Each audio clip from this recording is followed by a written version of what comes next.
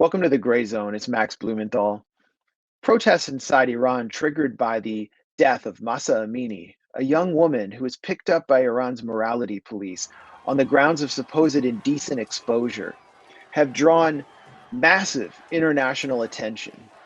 Media around the world are following these protests, and on social media, the hashtag surrounding Masa Amini's name has generated more attention and retweets than almost any hashtag in Twitter history. So, how much of this international response is authentic, and how much of it is related to genuine concern for Iranian women and not the longstanding Western desire for regime change in Tehran? To better understand this issue, I spoke to a woman inside Iran. Her name is Satara Sadagi. She is an independent researcher, a translator, a teacher, and a PhD. She lives in the city of Esfahan. Satara Sadegi, let's talk about you and your own political views before we get into some of the details of these protests and the campaign behind them. You studied the US civil rights movement as part of your PhD, and you are also a student of propaganda. But where do you situate yourself within the Iranian political spectrum? And specifically, do you support women protesting the morality police and issues like the hijab?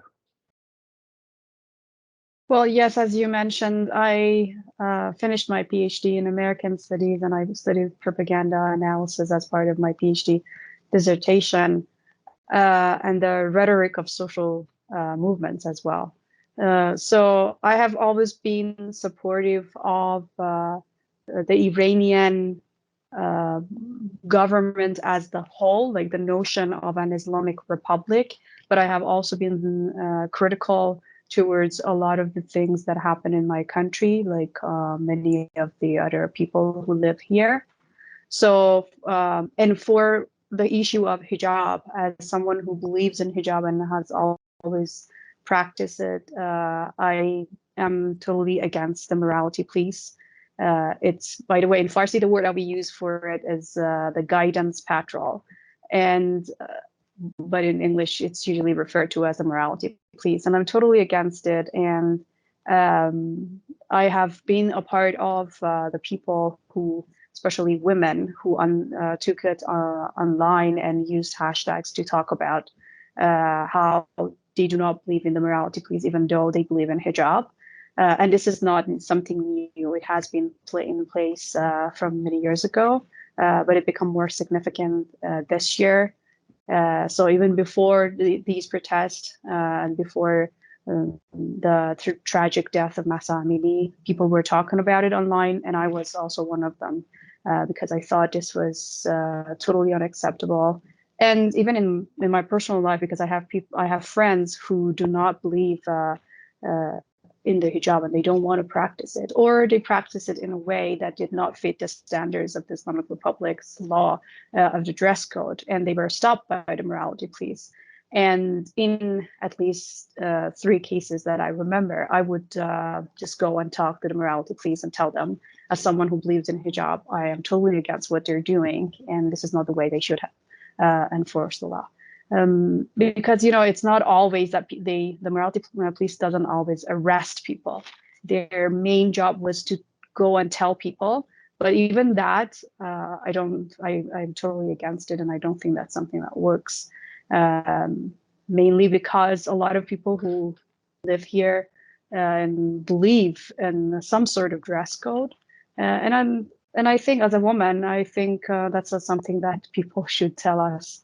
Like, I mean, I believe in law and order, but also I don't like being told with like those details, like how to dress and how to appear in public. So, what is the role of the morality police, and how much public opposition is there to this unit of the security services, and are they known for being as brutal as they're currently being portrayed as? Well, yes, they are known as being brutal because Iranian women don't find it acceptable, not necessarily because like everything that they do is brutal, but some harsh treatments are an integral part of the way they enforce the hijab law. Um, but it's also that I mean, while I think a lot of people uh, are against the morality police, it's not that everyone is against the mandatory hijab law. So these are two things that should be studied differently. Like a lot of people, I mean, it's there are different surveys, and different surveys in different provinces show different percentage of people believing in obligatory or mandatory hijab. And I think that's something that has to be dealt with based on the local culture of each province. And that is also reflective of how the protests are going on. For example, in my hometown, because it's considered more conservative and more traditional, the protests are very much smaller than what you could see in other cities, for example, in Tehran or Rasht or other cities where the protests were like significant compared to what is going on in my town. Yeah, and there are also people who believe that the morality police should be in place, but the methods that they're using should be different. So if you want to categorize women and people who live in Iran, inside Iran, we have people who are totally against the mandatory hijab. They don't believe in hijab at all, and obviously they don't believe in morality police. We have people who believe in hijab, but they don't believe in the morality police or the mandatory hijab. We have people who believe in hijab and they believe in the morality police, but they don't believe in the methods that they are using.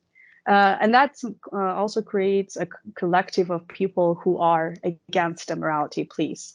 But again, based on how they feel towards it, their participation in these protests are different.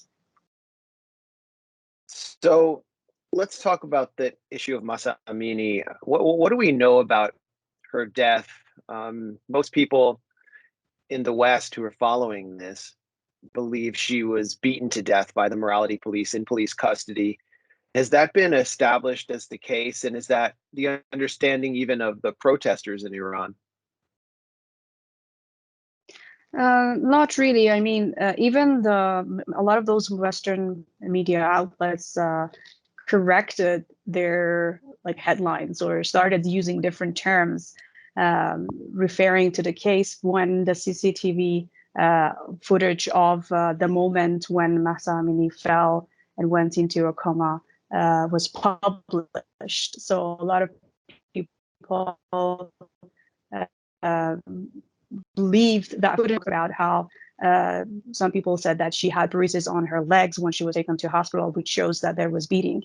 But the footage, I mean, clearly shows that she was in good health conditions when she was there. I mean, based on what we see. And an investigation has been ordered. The final results are not yet published. I mean, there are talks about it, but there's not a like a final statement by the state. As the last thing that they have said is that the probe shows that there was no beating involved. They even released the CT scans of her brain, and and as I said, there was a CCTV footage.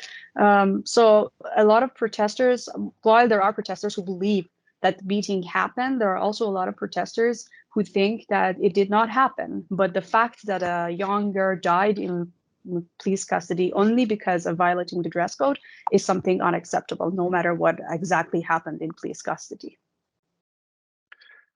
You're in Isfahan, which is a large city in Iran, outside of Tehran. Most of the protests, as far as we know, have been centered in the capital of Tehran.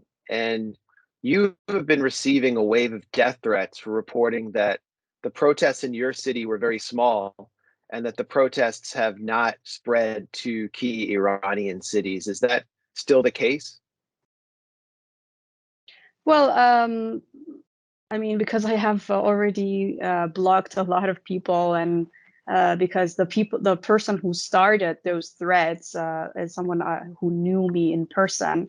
At this point, I can say that I haven't received any new threats, but it was because I appear on different media and I have talked about Iran as a political analyst, and I've always received insulting or sometimes death threat, but this time it was really unprecedented as it was started by someone who knew me in person and had my personal information. And even the number of the people who attacked me was like really huge. And it started with the Independence Farsi account on Instagram, publishing a snippet of my interview and disregarding all the criticism that I had against the morality police, the crackdown on everything, and just saying that I lied about the number of the people participating in the protest, or the fact that that these protests are much smaller than the ones that we witnessed, for example, in Esfahan in 2019. But at the same time, there were a lot of people who were totally against even the Islamic Republic, but mentioned that and said, I mean, they verified it and they said that they were part of the protest. And that's true. It was not significant because, as I said, Isfahan is a conservative and more traditional city, and people take to the streets on different issues. Like the morality police is, I guess, not number one issue for people who live here. And I talk to my friends who don't observe the hijab like completely or according to the law, and they said that this is really not their number one issue, and so they don't want to be the part of the protests. Right. I mean, we've seen large protests over the price of food or economic issues in Iran that were totally ignored in Western media. So, what do you make of the response in Western media, not just Western broadcast media, but social media as well? The Masa Amini hashtag is one of the most popular hashtags in history. As you tweeted, it's as if there are no other issues in the entire world. Do you think the Exactly. outrage that we've seen on social media is authentic, or something that is being encouraged or pushed by Western, specifically NATO states, the same way that there was a massive social media amplification campaign around the so-called Arab Spring? Yeah, yeah, that's true. I mean, social media has never been a true reflection of what's happening in different societies, especially not Iranian society, because Twitter is blocked here and a lot of people do not have access to it. So, and the number of the users, the Iranian users on Twitter is not significant. Because they use other, for example, Instagram. Before these protests, Instagram was not blocked, and a very large proportion of the population had Instagram accounts, especially that because they also used it for selling products and they had their business, especially a lot of women ran their own businesses on Instagram. But Twitter is like very different, and it's something that is known by Iranians. Even like those who are on Twitter, they know that it's very different from the realities on the ground. And it's surprising how when there was, especially in those towns where the protests were met, the crackdown on the was really severe, and a lot of people couldn't even use the Twitter hashtags. Broke a record, which is like it tells that there is something there that doesn't come from in Iran. And you know, there is I mean, there is a history of like fake hashtags and fake accounts and trolls on Twitter trying to portray Iran in a different way. And it's not only about a protest. There are other cases. For example, I like there was a time when if you posted anything positive about your life in Iran, you would be attacked by these trolls because they said that you are normalizing Iranian people's misery. Like as if there is no normal life in Iran, and the only thing that you are allowed to post online about Iran is just like, you know, the problems and the grievances. They started they attacked a university professor for only posting pictures of him inside a cafe in Tehran, for example. So this is, and we also have the case of Hishmat Alavi, who is apparently a user, a Twitter user who posts about against the Islamic Republic on Twitter. And it's interesting that when Trump withdrew from the JCPOA, he said, like, one of the reasons he mentioned that the JCPOA is facilitating Iran's crackdown on its people, or on certain issues. And two Washington Post journalists asked for a source, and the source that the Trump offered was an article written by Hishmat Alavi. And MEK defector later also talked about how the camp in Albania, the MEK camp in Albania, uses its members to start hashtags and make them a trend, and like they're paid to post about it. And for those who don't know, just quickly, for those who don't know, the MEK is the Mojahedin al-Khalq, which is a U.S. and Saudi-backed opposition movement dedicated explicitly to regime change in Iran and replacing it with its cult-like leader, Maryam Rajavi. They have been based in Albania under the watch of the U.S. military and U.S. intelligence, and it's there that they maintain a troll farm, as you said, to spin out hashtags against the government in Iran. And this account, Hishmat Alavi, apparently was a sock puppet run out of this troll farm. Yeah, that's what the investigation shows. And even for the recent hashtag, like the historical hashtag trends of the about Mahsa Amini, like a few Iranian users track them and try to find out where those hashtags come from. And then you see a lot of users just posting like just nonsense, just a few like alphabets, and then using the hashtags. And like right now, I think it's surpassed 100 million times the hashtags words in Farsi and in English, and they come from a limited number of users, like around I think it's less than 300,000 users that have been using the hashtags, but it's already it's already the historical trend on Twitter. And you know, it's interesting how, like as you said, the protest in 2019, because that like at that time they were also like really huge in my neighborhood and in Isfahan. I did not see any reflection of it online, because usually like that protest was more by the working class and the middle class, because it had economic causes, and it affected a larger proportion of the population, and it's so naturally it was bigger, but you wouldn't hear about it 24/7 on mainstream media or on social media. But this time, it's a social issue, and it's a very important issue for women, but at the same time it's not really as big as the previous protests that we had. But we already have a historical like record of hashtags for it. So it totally shows that it's not reflective of what is actually going on in Iran. Well, the New York Times is also reporting that the U.S. State Department and its allies are trying to get communication gear into Iran. However, much of the noise about these protests appears to be coming from the outside, and it's because of an issue that Westerners can relate to. We are deluged with identity politics here, and we don't have large economic protests here in the United States anymore, outside of maybe some union activity, some strikes.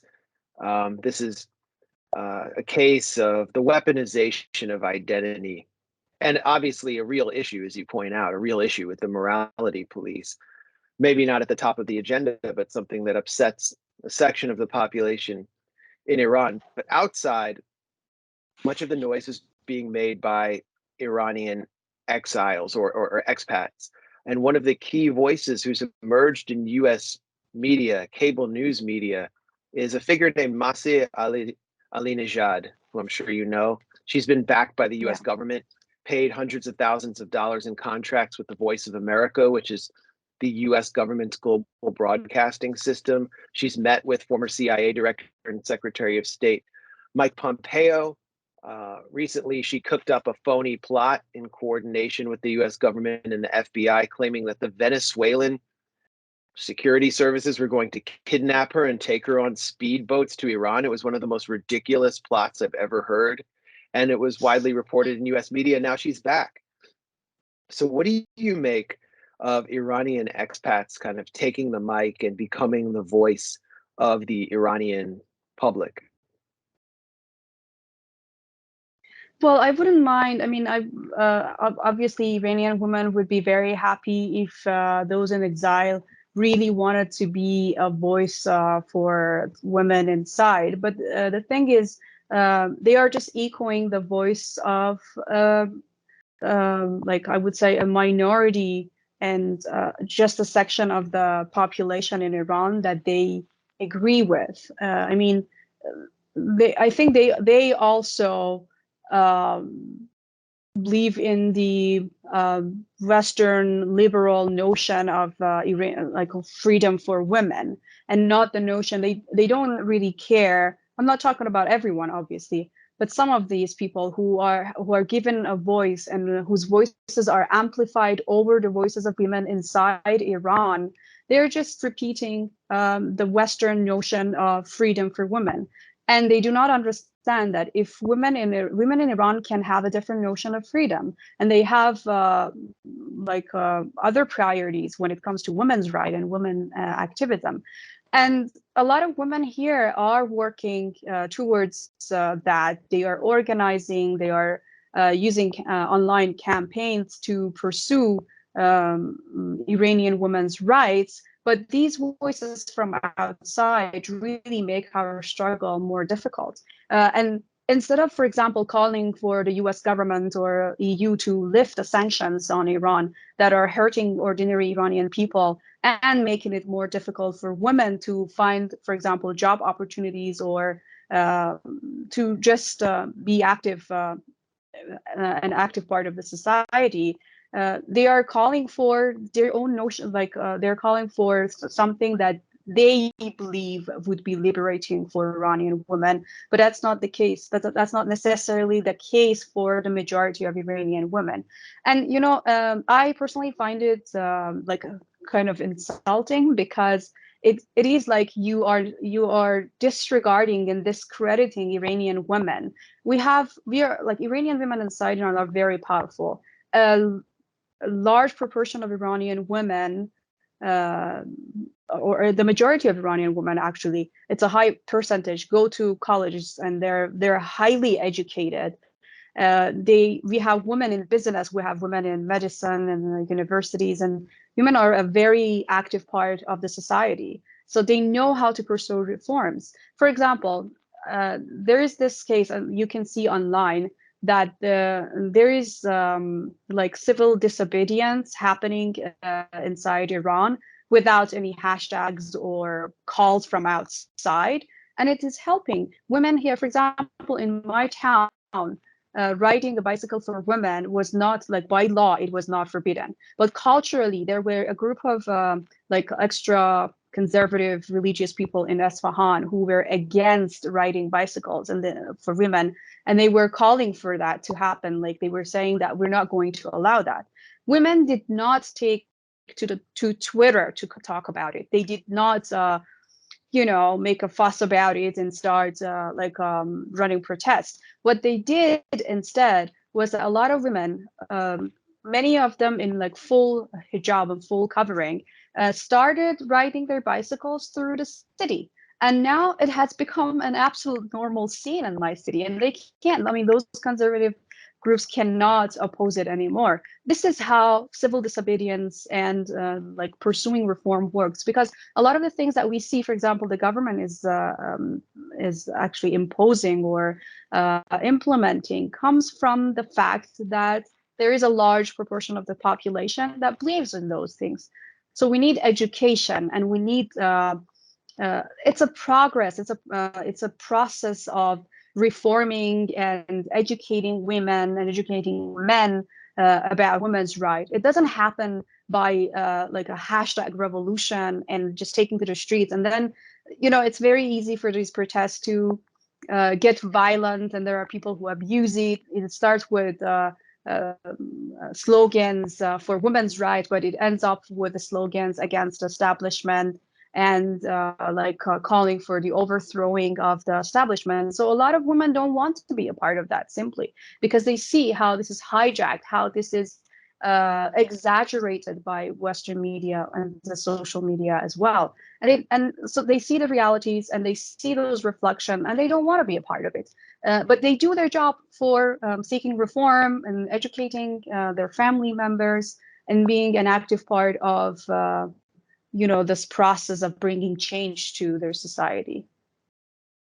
So, aside from the Iranian expats who were getting a lot of attention and speaking out on behalf of all Iranians, you have major celebrities sharing the Masa Amini hashtag. What do you make of the participation of celebrities, Hollywood stars, and recording artists? And how much do they really know about the situation inside Iran? Are they getting anything wrong?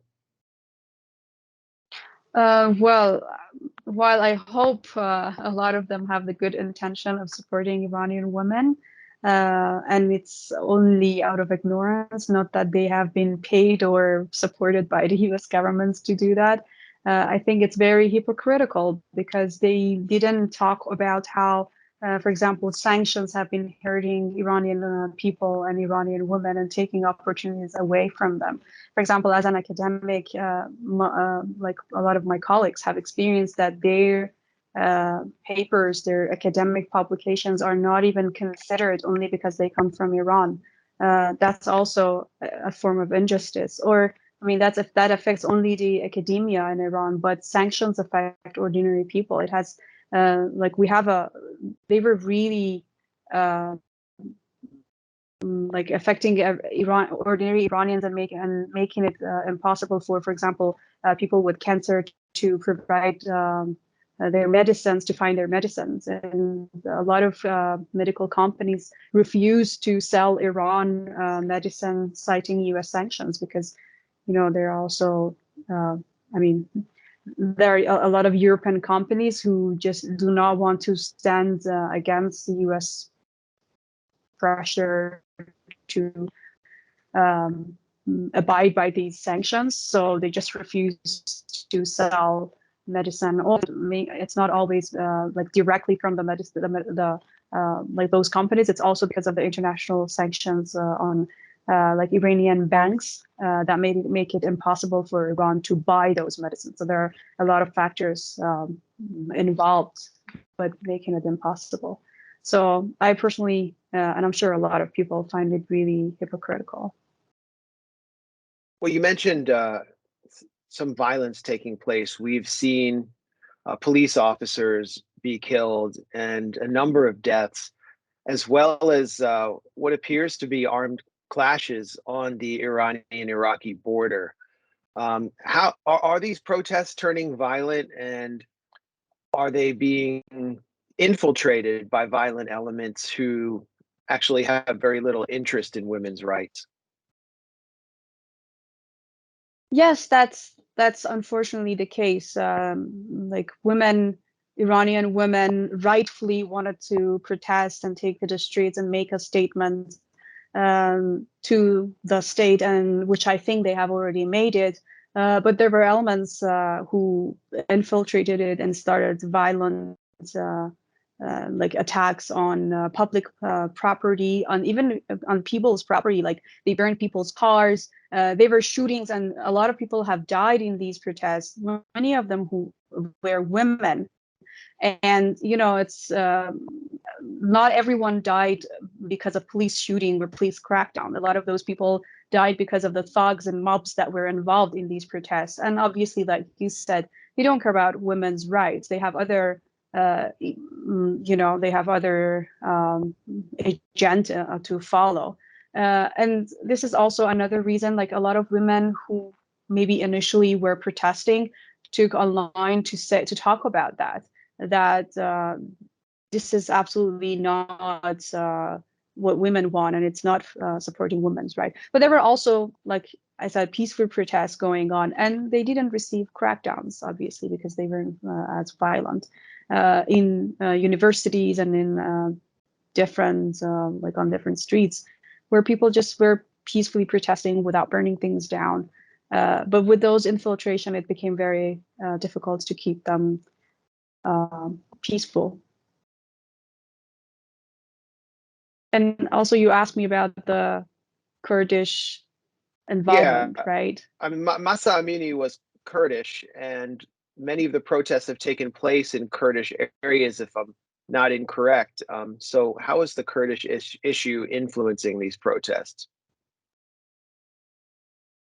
Yeah, well, it appears that one of Mahsa Amini's cousin was a member of the one of these Kurdish separatist movement, which have also carried out terrorist acts. But obviously, she had nothing to do with these people. But this cousin abused, like, or exploited his relation with Mahsa Amini to say that this was to portray it as an ethnic issue.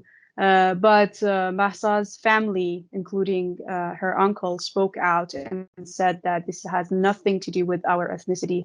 We are Kurdish, but this is about Iran and the women's right. It has nothing to do with our ethnicity. This involves everyone.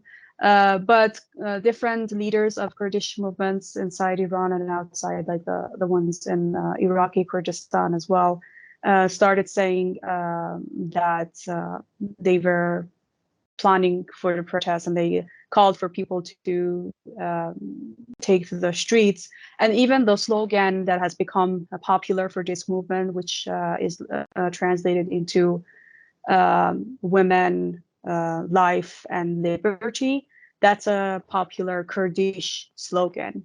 And it's beautiful and people relate to it, but even the slogan was like it came from this Kurdish um, like ethnic groups that were involved. And by now, like one of the cities at the border witnessed attacks on police stations by these some of these Kurdish elements, and Iran started because they were funded and armed from outside Iran, from Iraqi Kurdistan.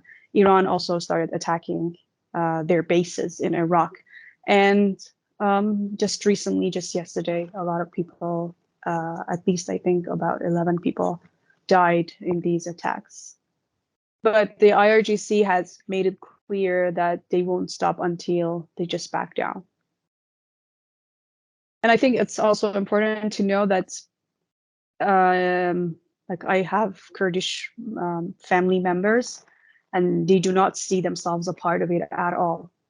So it's not about the ethnicity, it's about a group funded by outside sources wanted to like exploit these protests and wreak havoc on Iran and the society. Well, those Kurdish separatists on the Iraqi side of the border are part of the Barzani clan, right? Which has been historically backed by the U.S. and armed by the U.S. Yeah, and Mossad at some time. Yeah, that's and true. the Israeli Mossad. Yeah, yeah, that's why. And Iranian people have a really bitter memory of their activities in Iran. They have killed a lot of people, even within the Kurdish like regions. So, and they have been given platform by, for example, BBC Persian and other propaganda by the British government and the U.S. government.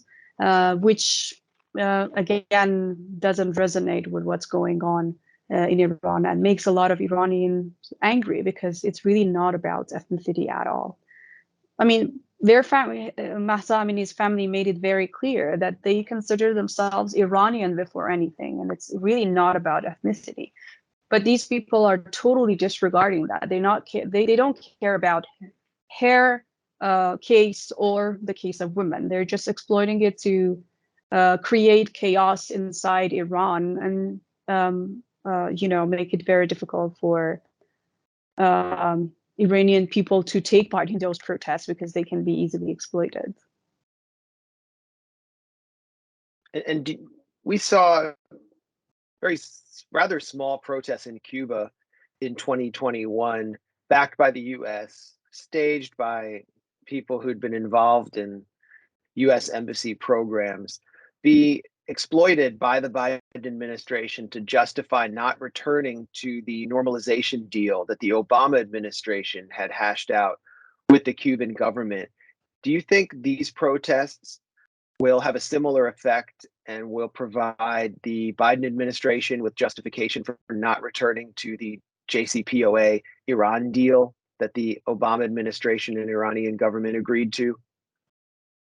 Absolutely. And not only that, I think it gives more justification for the US government to impose even more sanctions on Iranian people, which, as I said, and it has been like the UN also acknowledges it, that the unilateral coercive measures by the United States are hurting ordinary people in Iran, especially women. I mean, they're taking a lot of opportunities away from women. So yeah, I mean, that's why, this is another reason for me, for example, and a lot of people in Iran and a lot of women inside Iran, that these protests are going to lead to, if these protests are going to lead to more sanctions, which seems to be the case already, they don't want to be a part of it. And do you think that these protests and the attendant violence could prove destabilizing to Iran's internal security or expand in any way?